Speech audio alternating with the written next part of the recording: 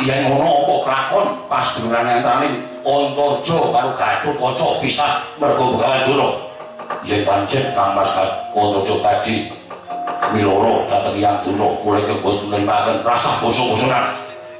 Kita kejuang kita lahir kowe nenes ngamarta ning batin kowe ngewangi mungsuh batin ngewangi wong Kurawa.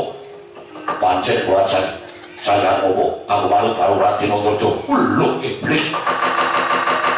Yen ngono wis pancen wali karo Kakang sing dawet dene apamu.